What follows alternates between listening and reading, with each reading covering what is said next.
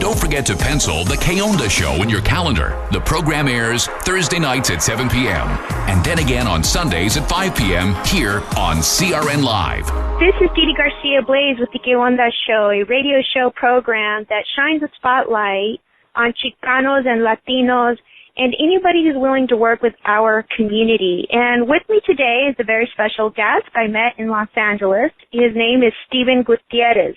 I met Steven Gutierrez at an art exhibit, at an art-driven event at Plaza de la Raza, where he was doing some live art painting. He has about 35 years of artwork under his belt, and he feels very committed to his art. Steven even has his own style of artwork called anti-orthoism. Welcome to the show, Steven. Tell us about anti-orthoism and what it means. Hi, Didi. Thanks for having me. Yeah, so anti-orthoism, it's driven basically by the idea of trying to escape from the rectangular area of a painting.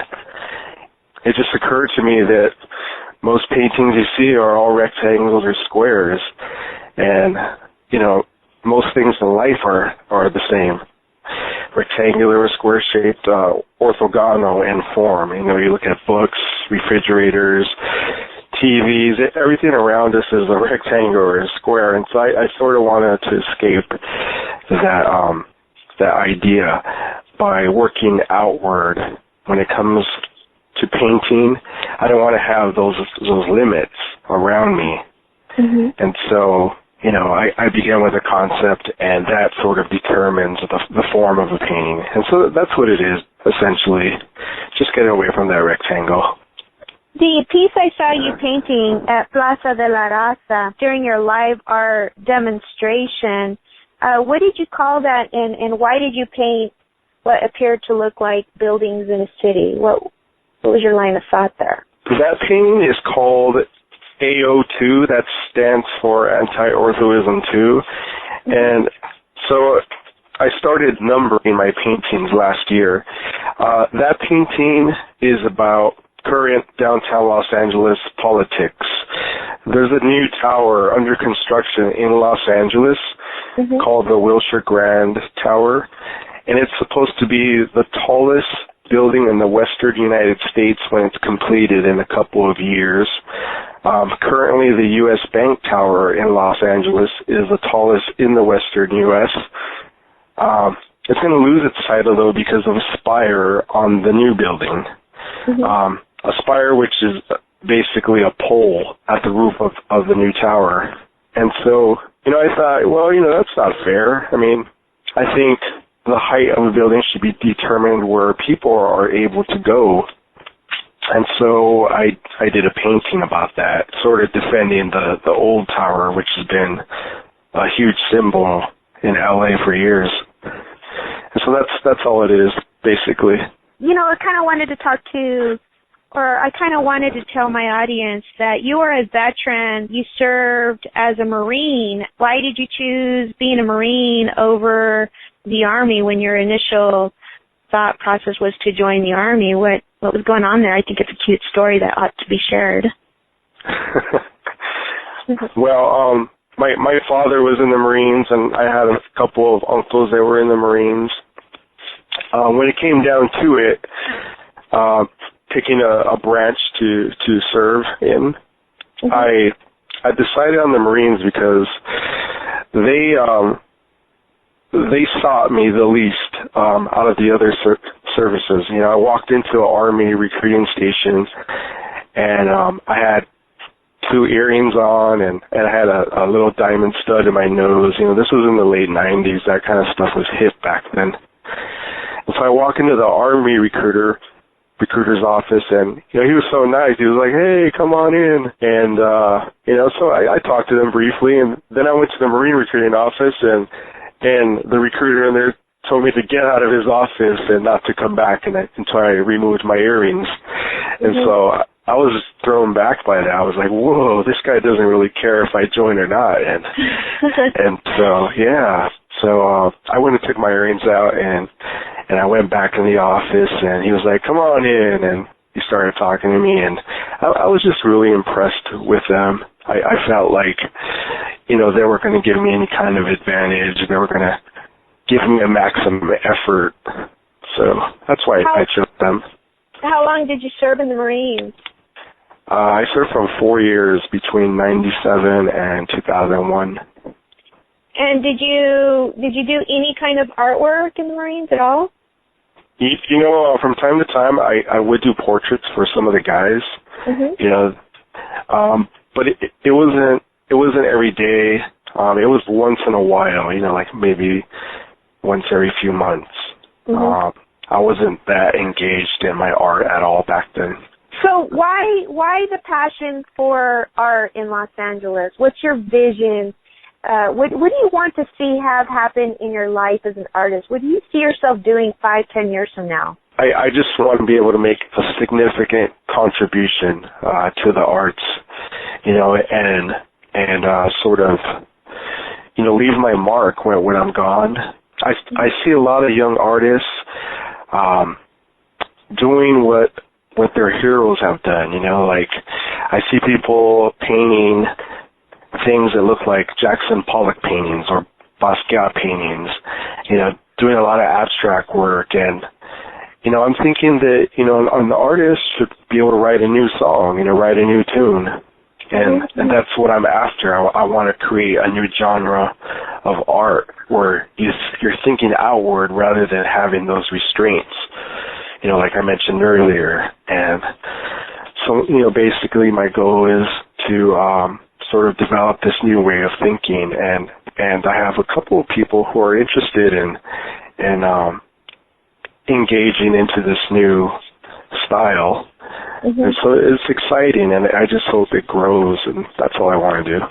I was really impressed upon the portrait that you created of Morgan Freeman, and it looks very lifelike, and it's just absolutely gorgeous.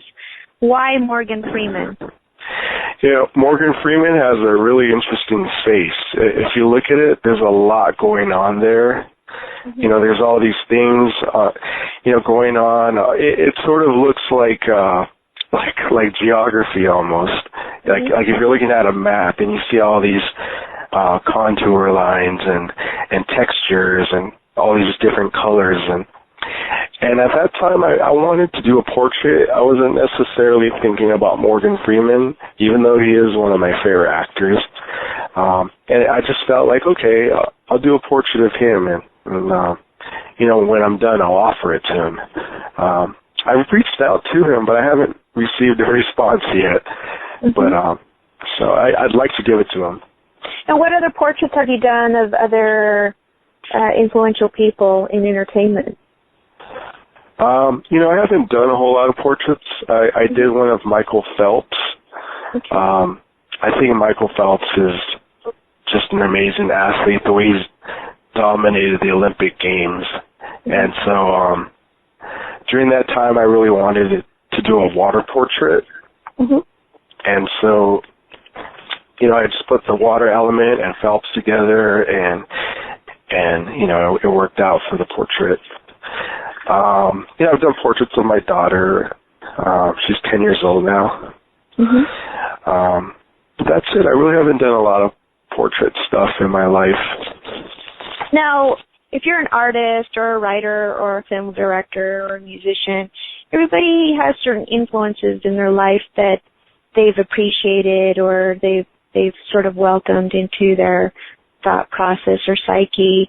Who are some of the artists that you believe have influenced you? Who are the great artists in your opinion? When I was growing up, I was a fan of the late Raul Rodriguez. He was the Rose Parade float designer. He passed away earlier this year in 2015. Mm-hmm. I had a chance to meet him by accident. I met him in Pasadena at the Blick Art Store, and I invited him to a show that I was doing last year, and he came.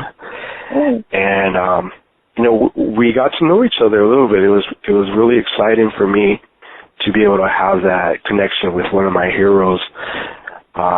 this guy, he designed over 500 Rose Parade floats. He did the floats for the Disneyland parade and some casinos in Vegas. So he was big time, and I really admired him. To be able to sit down with him and look at his personal photographs that he had in his home was super exciting for me.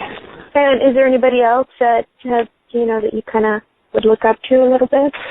I like Santiago Calatrava too. He's a Spanish architect.